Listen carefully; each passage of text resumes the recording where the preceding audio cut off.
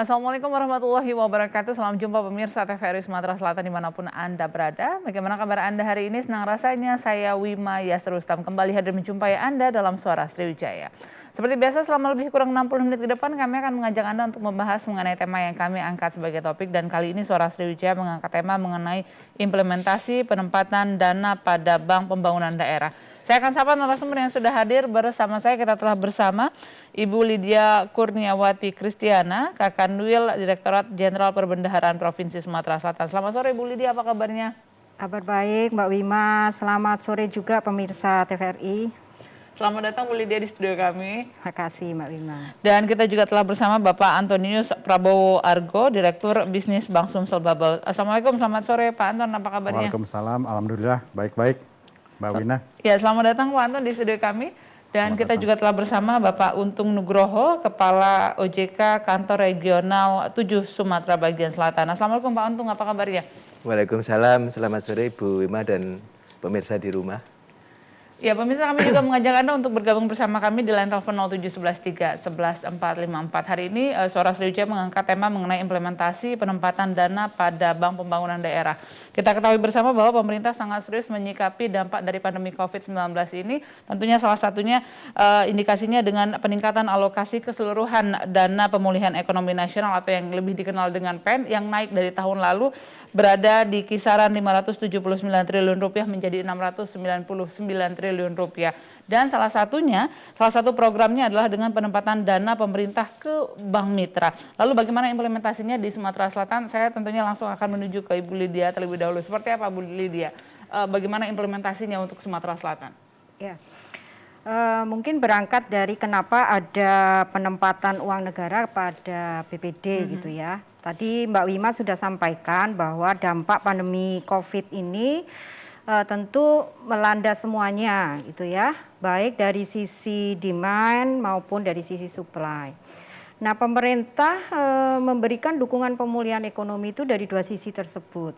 Dari sisi demand dengan ada bantuan sosial dan sebagainya, supaya masyarakat tetap terjaga daya belinya dan sebagainya. Nah, kemudian dari sisi supply tentu juga dari sisi dunia usaha dengan adanya pandemi ini tentu mengalami kelesuan. Maka disinilah peran dari penempatan dana pemerintah pada bank daerah itu menjadi satu bagian untuk bagaimana memulihkan iklim usaha dan juga perhatian kepada pertumbuhan ekonomi di daerah. Nah, bagaimana implementasinya penempatan dana di BPD Sumatera Selatan ini sudah masuk ke tahap kedua gitu ya. Kemarin yang pertama itu Desember 2020 ya, kemudian sampai dengan Juni 2021. Juni 2021 diperpanjang kembali sampai kemudian 7 Juni ya kemarin ya Pak. 7 Juni diperpanjang sampai 6, kan periodnya 6 bulan. Secara implementasi, karena kami dari Kanwil Ditjen Perbendaharaan selalu memberikan mingguan, BPD ini mereport kepada kami mingguan gitu ya. Dan kita evaluasi dari sisi rasio KAR-nya, kemudian debt ratio-nya dan sebagainya, kita evaluasi dan sejauh ini berjalan dengan baik gitu ya. Dan bahkan untuk tahap yang pertama itu dari sisi target yang di2 kali lipatkan 400 miliar yang harus kemudian diekspansi melalui kredit itu menjadi 800 miliar dari BPD Sumsel ini sudah bisa mencapai 900 miliar gitu. Artinya melebihi target. Terkait kepada siapa saja pipeline-nya, ekspansi kreditnya tentu dari BPD nanti yang bisa menjelaskan. Dan bagaimana dampaknya secara perekonomian Sumatera Selatan tentu memberikan ungkitan dari belanja masyarakat karena dari sisi ekspansi kredit konsumsi, artinya konsumsi masyarakat meningkat. Dari sisi kredit produktif, maka dunia usaha juga mengalami peningkatan. Dari sisi PDRB sektor produksi tentu juga memberikan dorongan pada pertumbuhan ekonomi. Artinya bahwa implementasinya memberikan dampak positif multiplier efek terhadap pertumbuhan ekonomi di Sumatera Selatan. Baik, saya akan ke Pak Anton. Seperti apa Pak Anton? Ini penyalurannya ataupun juga pengaplikasiannya dana yang sudah tadi sudah disebutkan melebihi target begitu ya dari 400 800 kemudian ternyata 900 begitu. Nah, seperti apa penyalurannya begitu yang diterima? Baik, Mbak Wina, terima kasih. Sebelum saya menjawab, saya ingin mengucapkan terima kasih ya kepada Kanwil Perbendaharaan juga kepada OJK. Kalau saya refer ke tahun lalu, kami bersama-sama gitu ya berjuang supaya kita dapat alokasi. Karena setahu kami dulu di awal itu, waduh, perebutannya luar biasa. Sehingga akhirnya kami diberikan alokasi 400 miliar. Rasanya kurang cukup gitu ya, tapi karena harus berbagi dengan daerah-daerah yang lain ya kita optimalkan. Baik, kemudian pertanyaan bagaimana Bank menyalurkan? Boleh kami sampaikan, tadi Ibu Lydia juga sudah sampaikan bahwa tahap pertama itu diberikan 7 Desember berakhir 7 Juni. Jadi itu direview bagaimana pencapaiannya. Nah, alhamdulillah karena persyaratannya adalah meningkatkan 2 kali leverage-nya. Dari 400 itu harus disalurkan menjadi 800 miliar. Kemudian kita bisa mencapai kurang lebih 950 miliar lebih. Jadi sekitar 120%. Nah, kita kemudian melihat bahwa kredit ini harus disalurkan dengan baik, dengan prudent ya. Jadi tidak serta-merta diberikan kepercayaan segitu besar, kita pun asal-asal memberikan. Jadi kita tetap harus prudent. Nah, tadi disampaikan oleh Ibu Lydia juga bahwa kredit ini harus diberikan kepada dua sisi. Dari bagaimana masyarakat meningkatkan daya beli, tetapi kemudian dari sisi juga produksi bagaimana ketersediaan barang itu. Ketersediaan hal-hal yang ingin dibeli. Nah, dalam perjalanannya ternyata kebetulan di bank kami gitu, sektor konsumsi lebih cepat meningkat ya, permintaannya. Artinya dari 950 itu kurang lebih 75% lah, 70-75% itu didominasi oleh sektor konsumsi. Artinya kita perbaiki dari daya belinya. Ketika daya belinya meningkat, ya supply ya mau makanan, mau pakaian atau apapun itu kan bisa ketemu. Nah, di sektor produksinya kami mencapai kurang lebih 25%. Nah, dari 25% itu ternyata yang luar biasa karena Sumsel ini memang ya di-support atau didukung oleh sektor pertanian. Nah, sektor pertanian itu juga yang paling besar.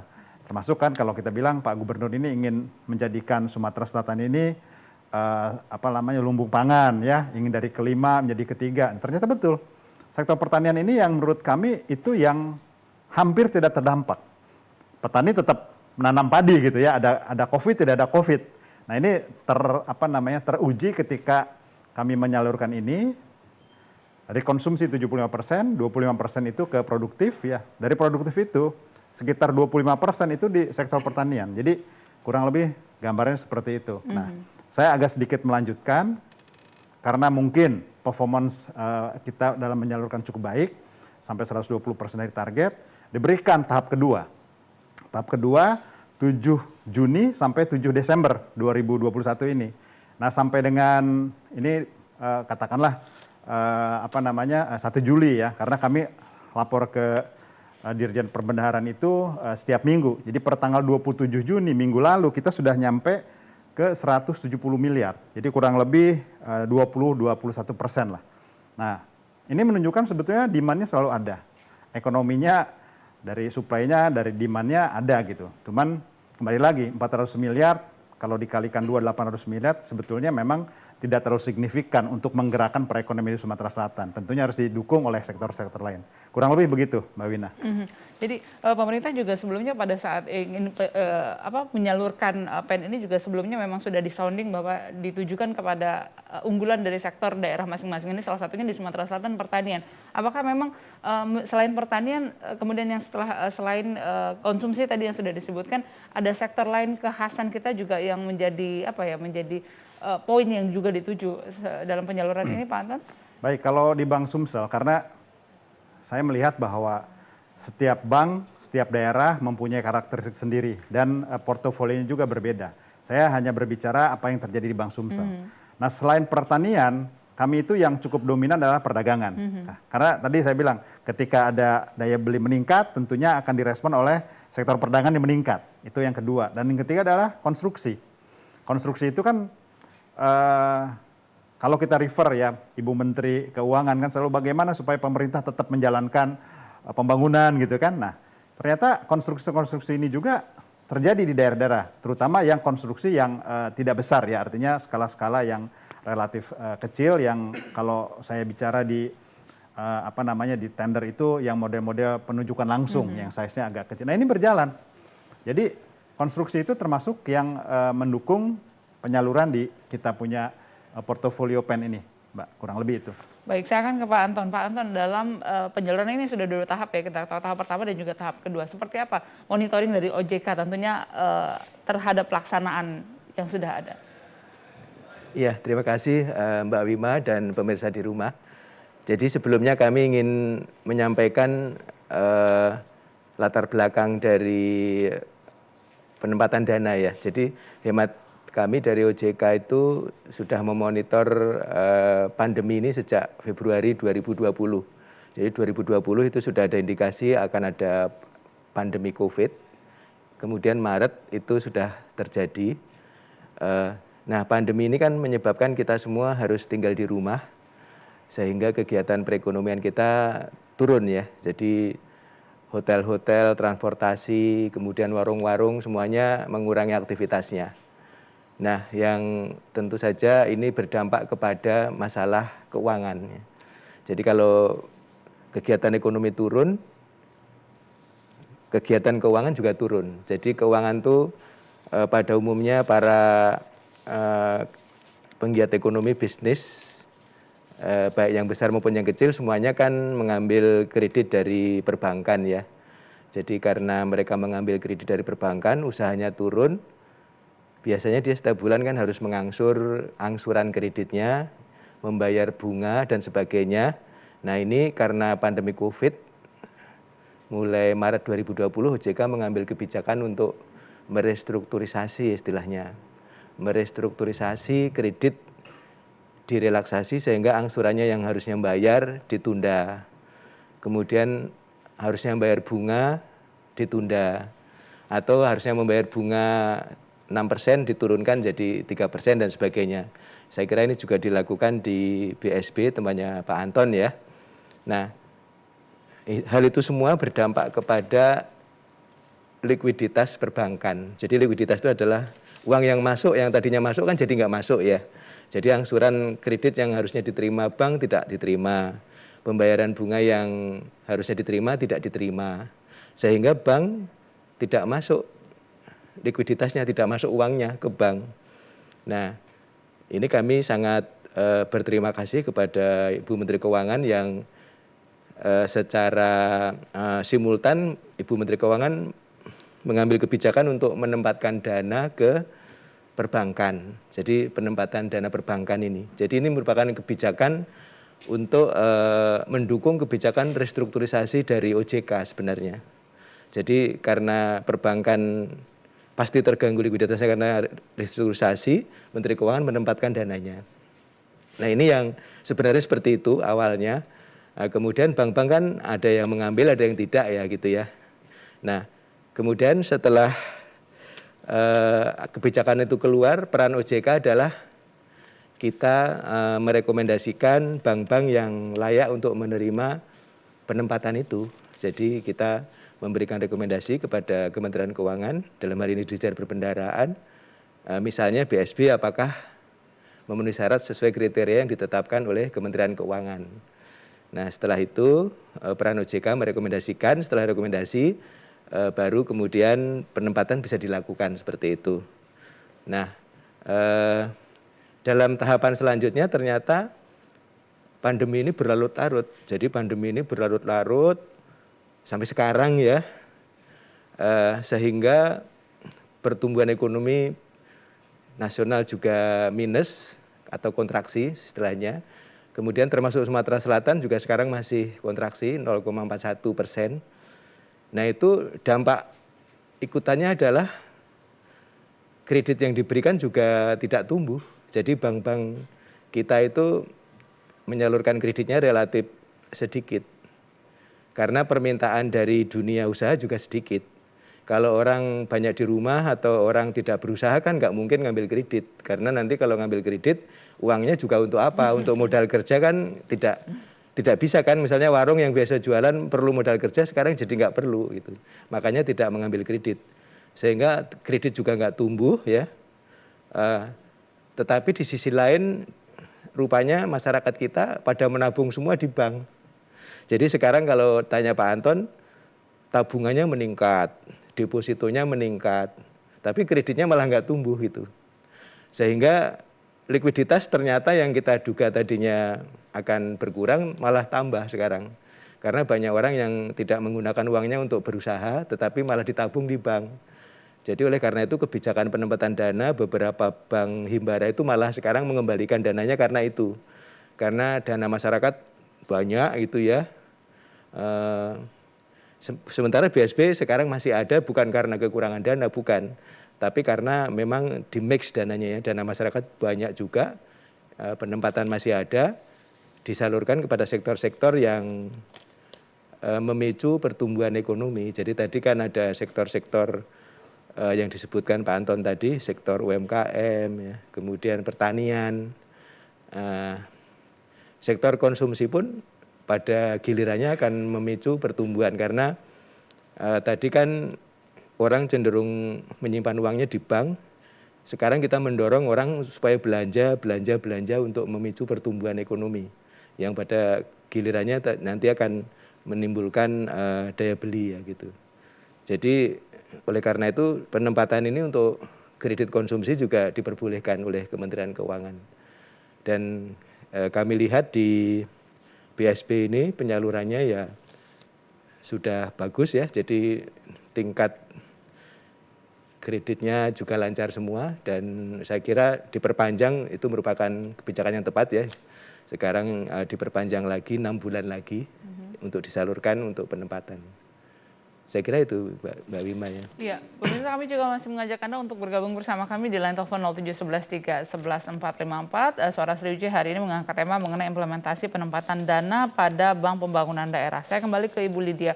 Bu Lydia, kalau misalnya kita melihat ini adalah katakanlah kuartal kedua begitu ya, penyaluran PEN di periode kedua. Maksudnya periode kedua yang tentunya juga disalurkan dan juga sudah tercapai targetnya. Lalu menurut Ibu seperti apa sih dampaknya yang dirasakan oleh Sumatera Selatan yang tadi Pak Anton juga sudah sempat menyinggung mungkin tidak terlalu besar tapi ini adalah usaha yang maksimal seperti itu. Tapi jangan dijawab dulu Bu Lydia, kita akan jeda sejenak. Tetaplah bersama kami pemirsa, Suara Sriwijaya masih akan kembali usai jeda pada warna berikut ini. Terima kasih Anda masih bersama kami dalam Suara Sriwijaya. Masih kami ajak Anda untuk membahas tema mengenai implementasi penempatan dana pada Bank Pembangunan Daerah. Kami juga masih mengajak Anda untuk bergabung bersama kami di line telepon 07113111454. Saya kembali ke Ibu Lydia. Bu Lydia, seperti apa? Tadi sudah sempat disinggung mengenai sebelum jeda mengenai seperti apa sih sebenarnya salah satu katakanlah dana dari PEN ini pada Bank Pembangunan Daerah ini menjadi salah satu faktor pengungkit pertumbuhan ekonomi di Sumatera Selatan. Tapi kita akan angkat telepon terlebih dahulu yang ingin bergabung. Kita akan angkat. Halo, Assalamualaikum. Waalaikumsalam, Mbak Wima. Ya, apa kabar Ibu Ruli? Alhamdulillah sehat. Alhamdulillah sehat. Silakan Ibu Ruli. Ya? Silakan Ibu Ruli pertanyaannya. Ya udah, mau nanya sama Pak Anton. Iya, silakan Ibu Ruli. Ya, makasih Mbak ya. Selamat sore Bapak Untung, Ibu Lydia dan Pak Anton. Ya, saya mau tanya sama Bapak Anton. Kemarin saya ada main ke Bank Sumsel. Saya punya aset, saya mau usaha. Tapi sebetulnya bukan saya yang usaha, itu anak-anak. Tapi anak saya ini semuanya ada ketetapan ya, dari BUMN, PNS, pokoknya ada untuk pembayaran mereka yang bayar. Asetnya aset saya. Nah, jadi sampai di sana itu ditolak. Nah, alasannya apa Pak? Itu untuk usaha yang baru belum berjalan begitu juga. Katanya nggak bisa kalau baru berjalan, kecuali kalau sudah berjalan. Nah, sementara saya berprinsip saya kan bayar cicilannya sesanggup sesuai dengan kesepakatan Dan yang bayarnya anak-anak saya, ada surat kuasa, saya punya aset. Nah, mohon penjelasannya dari Bapak Anton. Terima kasih. Assalamualaikum. Waalaikumsalam warahmatullahi wabarakatuh. Terima kasih Bu Ruli sudah bergabung bersama kami. Kita minta komentarnya terlebih dahulu ke Pak Anton. Silakan Pak Anton. Terima kasih Bu Ruli atas pertanyaannya dan terima kasih sudah berkunjung ke Bank Sumsel Bubble. Ibu Ruli, dalam pemberian kredit itu ada prinsip-prinsip kredit. Ada prinsip-prinsip kredit tentunya.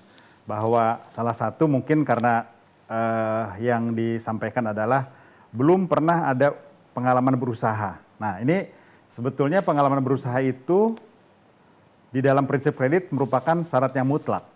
Artinya ketika misalnya kita ingin mengajukan kredit tetapi kami tidak punya pengalaman, kami belum pernah berusaha, secara umum biasanya ditolak, secara umum ya. Lain halnya kalau ada mungkin ketentuan-ketentuan lain. Terutama kalau dalam sisi nominal relatif cukup besar.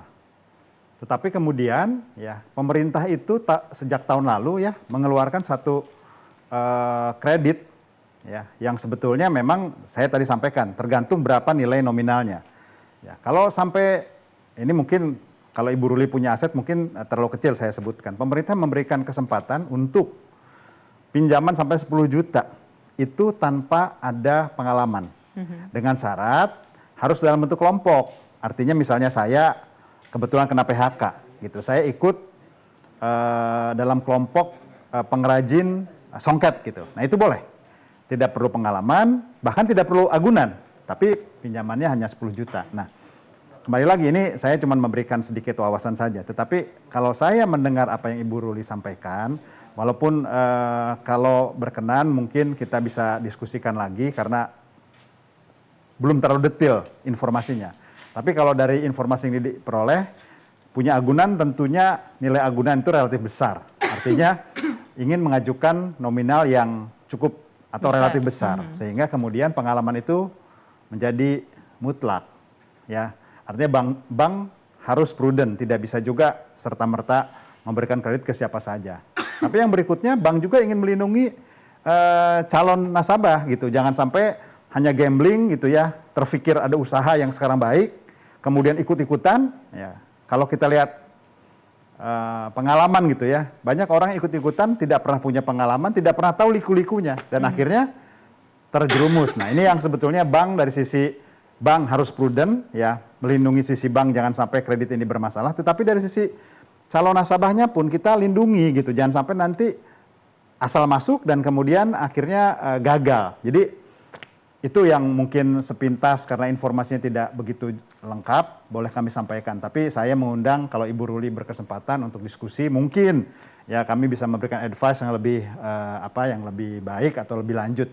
Demikian, Mbak Wina. Terima kasih Bu Ruli. Terima kasih Bu Ruli sudah bergabung bersama kami di Suara Sriwijaya. Masih kami undang Anda pemirsa untuk bergabung di 07113111454. Saya kembali ke Ibu Lydia. Seperti apa Bu Lydia? Kita jeda sebentar, kita ada penelpon lagi yang bergabung tampaknya. Halo, Assalamualaikum. Halo, Assalamualaikum. Ya, Waalaikumsalam. Dengan siapa di mana ya, Bapak? Dengan Rizal di Palembang. Pak Rizal di Palembang. Ya, silakan Pak Rizal. Ini saya mau tanya dengan Pak Antonius. Ya, silakan. Saya dulu kan pernah ke Bank Sumsel. Ternyata ini minta agunan, Pak. Kata Bapak tadi kan 10 juta itu dikasih. Tapi di Bank Sumsel itu di Kapten A, di Jalan Atmo sama itu saya pernah tidak dapat, Pak, itu. Ya, terus juga, Pak, itu kan harus pakai angkutan. Sedangkan kami pedagang kecil di Cinde, Pak.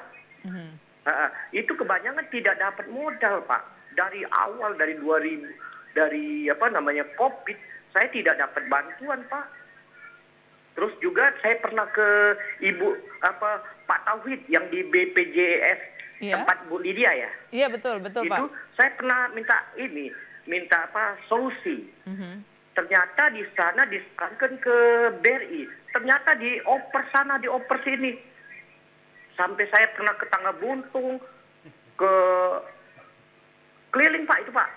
Sampai ke Pelaju, ke balik lagi ke depan depan kantor gubernur, itu tidak akhirnya saya udah sabar aja lah, Pak. Terus saya juga punya di OJK punya kartu. Saya tidak pernah pinjam. Saya sudah kasihkan kepada Bank Sumsel. Pada Bank Sumsel mereka menolak, Pak. Alasannya tidak ada anggunan. Di mana lu mau bayar, pikirnya. Sedangkan kami dagang kecil, tidak semua orang, Pak, yang tidak bayar. Itu kita kan dari sudah sebelum Covid sudah dagang, Pak. Cuman nggak ada modal aja. Itu saya minta tolong Pak Antonius, apakah saya bisa ke tempat Bapak besok, Pak, hari Selasa, hari apa? Iya, Itu Pak aja, Rizal. makasih Pak. Halo, Pak Rizal. Minta penjelasan dengan tepat, Pak. Iya, halo Pak Rizal. Makasih, Assalamualaikum. Halo, Pak Rizal. Halo ya. Iya, mohon maaf Pak, kalau boleh tahu pengajuan dananya atau pinjamannya, kreditnya ini berapa Pak nominalnya? Enggak banyak-banyak, Bu. Paling 10 juta ke bawah. Banyak-banyak juga nggak bisa bayar. Apa? Sedangkan kami kan pedagang kecil. Baik. Mau dagang apa kalau 300 juta? Emang jual apa? Kami kan pedagang kecil. Paling beli kipas angin rusak, kita benerin. Beli TV, beli HP bekas. Cara pedagang cinde, Bu, itu banyak tidak dapat modal, Bu. Tolong itu. Baik. Dari pemerintah, dari OJK, gimana supaya kami yang pedagang-pedagang kecil ini, bukan saya saja, yang di belakang-belakang saya banyak itu, Bu. Tolonglah. Dari BPJ ini, dari apa? BPJ yang di depan yang Ibu Widya, saya pernah itu ke Pak Tauhid. Iya. Pak Tauhid kan pernah masuk TV, saya datangin. Ternyata tidak ada. Pak Tauhid juga tidak temui. Itu tolonglah, kalau bisa Pak, minta tolong, maaf saya kata-kata saya ini, Baik. minta tolong, makasih. Baik, terima kasih sekali Pak Rizal sudah bergabung bersama kami. Terima kasih Pak Anton, mungkin bisa langsung dikomentari, silakan. Baik, Mbak Wina. Terima kasih Pak Rizal. Memang tadi saya sampaikan bahwa pemerintah mengeluarkan satu produk ya, atau program namanya KUR Supermikro. Nah, KUR Supermikro itu memang maksimumnya hanya 10 juta rupiah. Salah satu kelebihannya adalah tanpa agunan. Memang tanpa agunan ini tidak berdiri sendiri. Ada beberapa lagi persyaratan. Ya, persyaratannya adalah punya usaha tetap. Ya, kemudian ketika seseorang itu berusaha, tadi yang saya sampaikan, dan dia baru mulai usaha, dia harus dalam bentuk kelompok. Jadi ada beberapa persyaratan. Nah, Pak Rizal, kalau memang Bapak tadi ingin bertemu saya welcome untuk ketemu, untuk melihat seperti apa. Bahkan, ya saya boleh cerita saja bahwa Bank Sumsel Bubble ini berusaha untuk menyalurkan kredit ya sebanyak-banyaknya. Ya kalau kita bicara tadi ditarget oleh Ibu Lydia gitu. Tetapi kan harus prudent. Harus prudent artinya apa yang kita berikan itu bisa membayar. Buat sisi nasabah jangan sampai kita berikan tetapi itu memberatkan. Nah itu pun kita tidak mau. Nah kemudian yang berikutnya adalah kita berikan dalam bentuk ekosistem, artinya dalam bentuk komunitas. Ya sebagai contoh saja misalnya ada satu kelompok pedagang bakso gitu ya. Kita kebetulan, saya cerita saja, kebetulan kami sedang lakukan itu.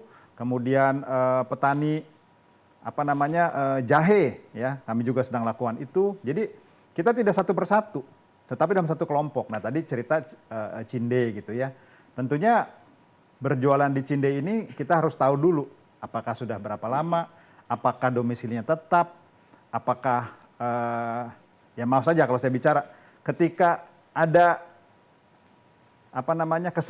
ada waktu untuk membayar, apakah orangnya bisa dicari gitu. Itu kan hal-hal yang sangat biasa saja gitu ya. Tapi kalau misalnya kita bilang, Pak saya mau ngajukan, ketika bulan depan harus mencicil, kita datang ke tempatnya tidak ada gitu kan. Nah ini sebetulnya satu prinsip kredit yang biasa saja. Tapi saya senang kalau Pak Rizal mau ketemu kami gitu ya, ke saya. Nanti kita lihat sebetulnya permasalahan di mana, kemudian apa peluang yang kemudian bisa kita berikan. Demikian Mbak Wina. Baik, Bu Mila, sebelum kita lanjutkan kita akan jeda sejenak, tetaplah bersama kami usai jeda berikut. Suara Sriwijaya masih akan kembali. Terima kasih Anda masih bersama kami dalam Suara Sriwijaya. Masih kami bahas mengenai implementasi penempatan dana pada Bank Pembangunan Daerah. Kami juga masih mengajak Anda untuk bergabung bersama kami di line telepon 07113 11 454. Saya minta komentarnya Bu Lydia seperti apa? Terkait manfaat tadi ya? Terkait manfaat dan juga terkait tadi komentar dari Pak Rizal. Silakan. Nah, dari komentar dua tadi Ibu Ruli dan Pak Rizal, kita tahu bahwa sebetulnya penempatan dana pada bank ini bermanfaat juga untuk untuk mereka gitu ya, dari sisi ekspansi kredit yang diminta dari penempatan dana itu memang dorongan dari pemerintah adalah untuk usaha mikro kecil menengah gitu ya, ekspansi kreditnya.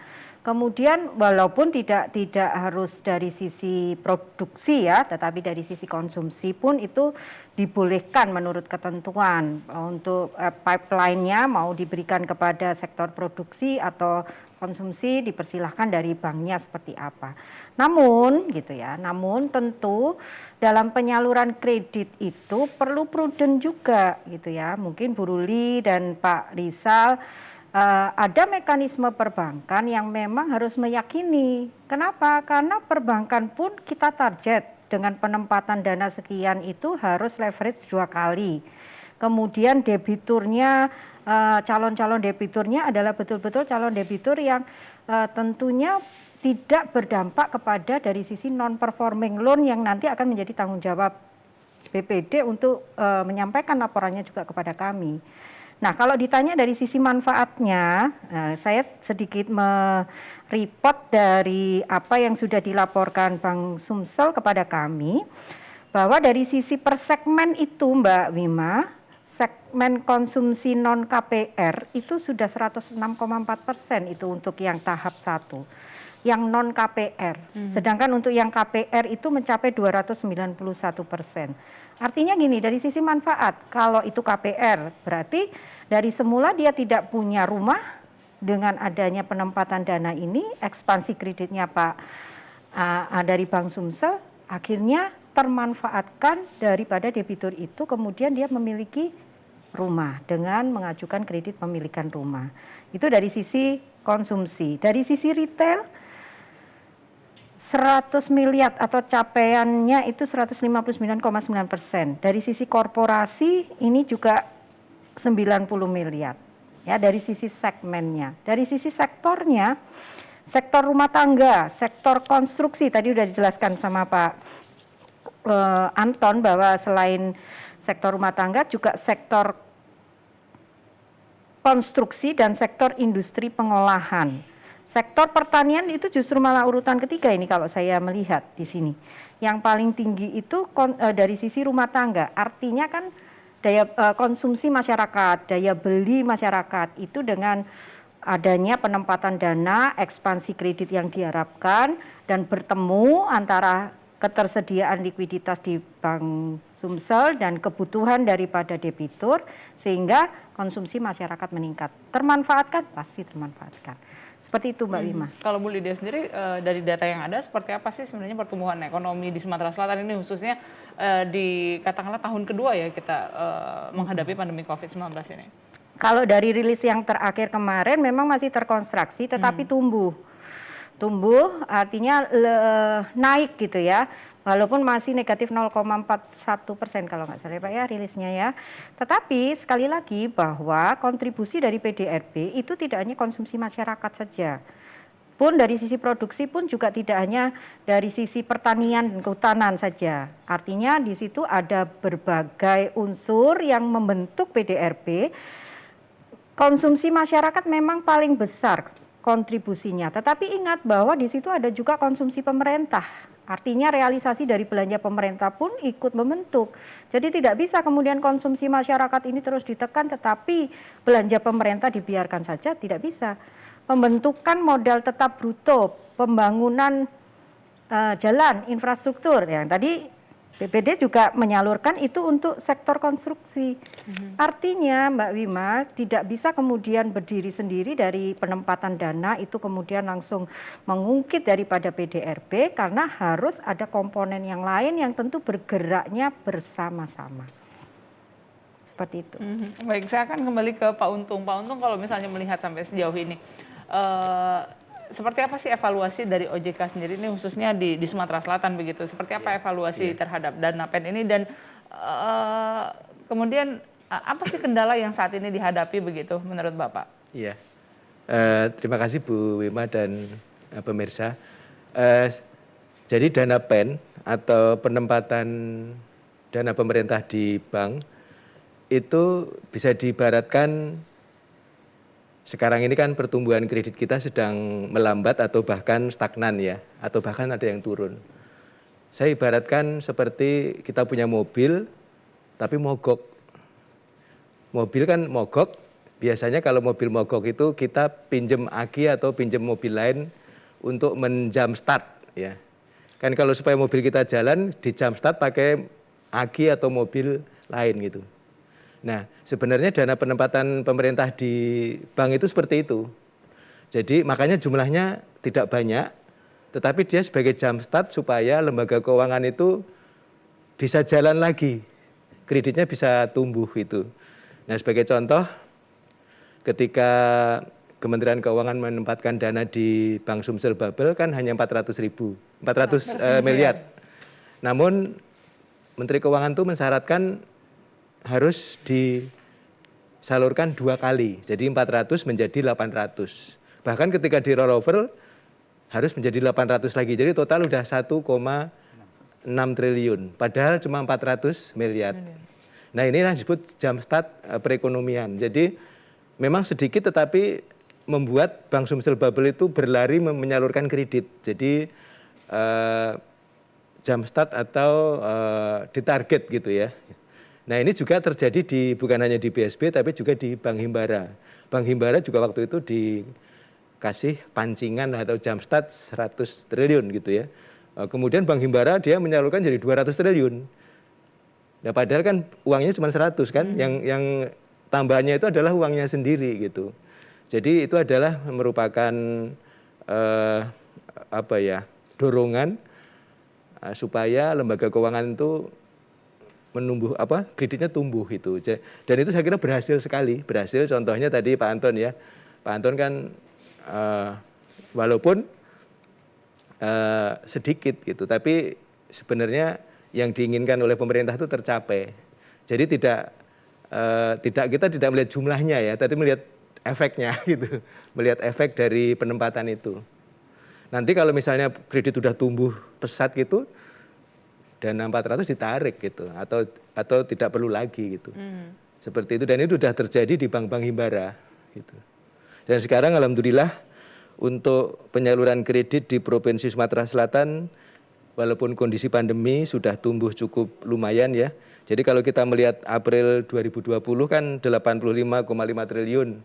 Itu sekarang sudah 88,8 triliun atau naik 3,8%. Jadi dengan kredit tumbuh ini juga dampak dari tadi ya pancingan dari pemerintah, kemudian sektor real juga sudah mulai bergerak sehingga permintaan akan kredit sudah mulai tumbuh walaupun belum setinggi yang kita harapkan gitu. Nah ini nanti kalau pertumbuhan kredit terus bergerak, nanti mudah-mudahan bisa mendorong pertumbuhan ekonomi yang lebih tinggi lagi. Kalau sekarang masih minus 4,1 mungkin triwulan depan bisa minusnya lebih kecil lagi atau bisa positif gitu. Kalau Bapak melihat hal ini, kendalanya yang terbesar yang saat ini sedang kita hadapi ini apa? Kendalanya sebenarnya dari sektor real yang belum ada permintaan. Jadi permintaan dari sektor real itu masih lemah karena memang pemerintah masih membatasi mobilisasi masyarakat kita. Jadi selama pemerintah masih membatasi mobilisasi, kafe mau buka malah dirazia, mal mau buka malah ditutup, seperti itu ya. Hotel, transportasi dan sebagainya masih permintaan akan kredit akan turun otomatis itu. Jadi nanti akan tumbuh dengan sendirinya kalau mobilisasi udah normal. Baik, saya akan kembali ke Pak Anton nih. Pak Anton, sebenarnya apa saja sih syarat yang mungkin saat ini pemirsa menyaksikan dan juga bertanya-tanya, sebenarnya apa saja sih syarat untuk mendapatkan pinjaman begitu menjadi salah satu bagian dari dana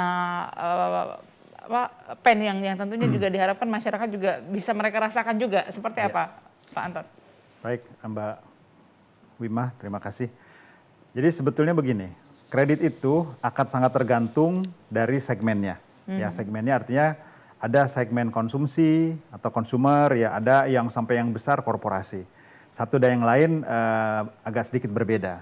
Kalau kita bicara yang sektor yang katakanlah yang consumer, kemudian size-nya juga tidak terlalu besar, tentunya syaratnya tidak terlalu rumit lah. Kalau ya saya tetap mengunggulkan program pemerintah KUR ya, ini program sangat baik sekali, suku bunganya hanya 6%, bahkan ada subsidi 3% gitu. Nah, untuk yang size itu syaratnya sangat mudah sekali. Yang penting adalah usahanya ada, ya, kemudian ada pengalaman berusaha. Artinya ketika berusaha itu memang betul-betul berusaha gitu, bukan sesuatu yang maaf saja akal-akalan gitu. Berusaha. Kemudian kita bisa buktikan bahwa yang bersangkutan punya penghasilan.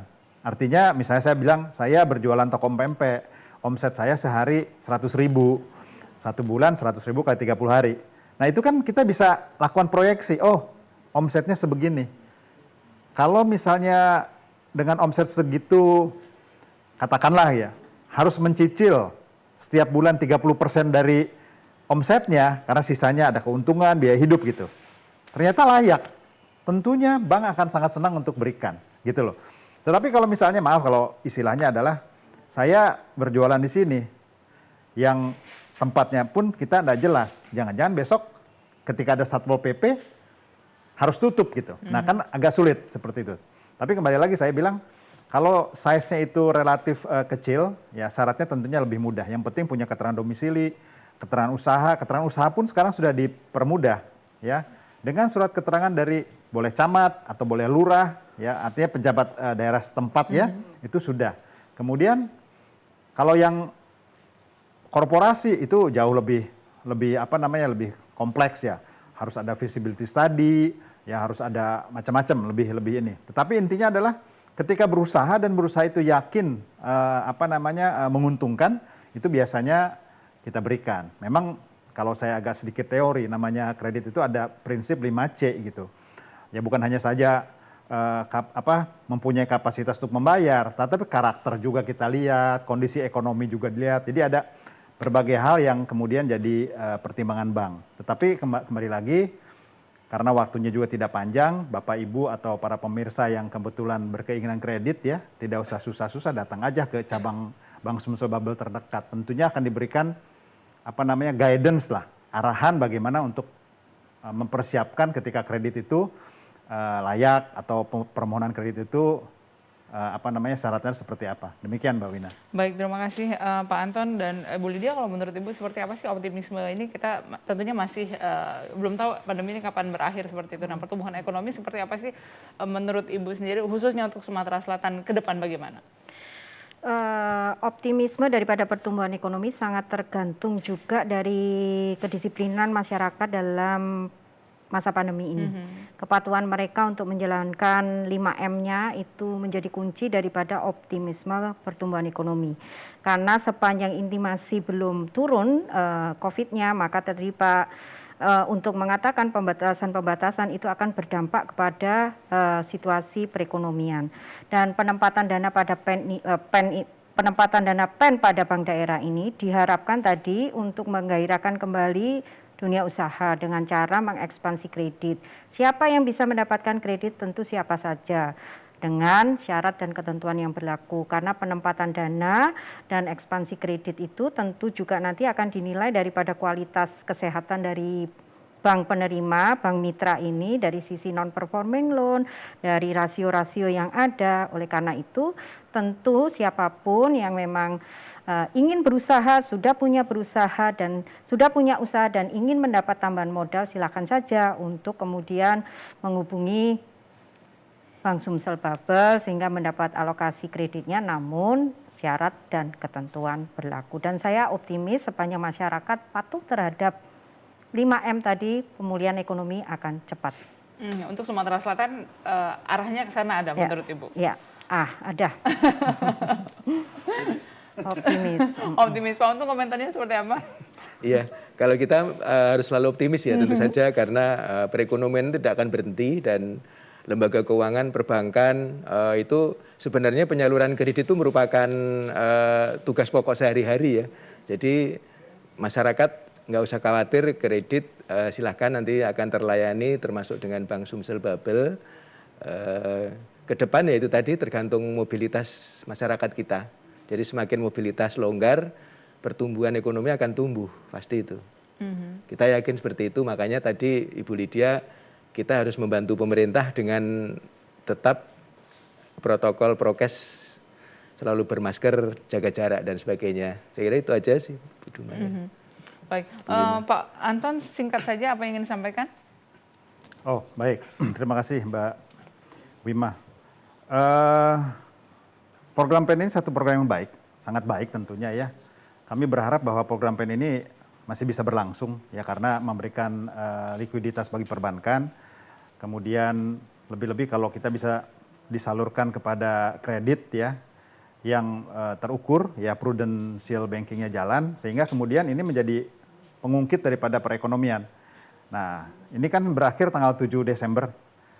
Kami berharap itu bisa diperpanjang yang pertama. Kedua, berharapnya tidak 6 bulan, tetapi lebih panjang lagi gitu. Karena orang berusaha itu kan tidak bisa 6 bulan. Banyak usaha yang 1 tahun, bahkan mungkin 10 tahun. Nah ini mungkin harapan-harapan. Nah, tapi kembali lagi semua tergantung kepada kebijakan pemerintah. Itu Mbak Wima. Baik, terima kasih sekali Bu Lydia sudah meluangkan waktunya untuk hadir dalam Suara Sriwijaya hari ini. Terima kasih Pak Anton, terima kasih juga Pak Untung sudah berbagi bersama kami dalam Suara Sriwijaya. Tentunya tadi sudah kita simak bersama bagaimana implementasi penempatan dana pada Bank Pembangunan Daerah. Satu kata yang harus kita sepakati bersama adalah pertumbuhan ekonomi akan membaik jika pandemi segera usai, begitu ya. Baik pemirsa, tetap demikian Suara Sriwijaya hari ini, tetaplah bersama kami di TVRI Sumatera Selatan. Akhirnya saya Wima Yasrustam pamit undur diri dari hadapan Anda. Sampai jumpa. Wassalamualaikum warahmatullahi wabarakatuh.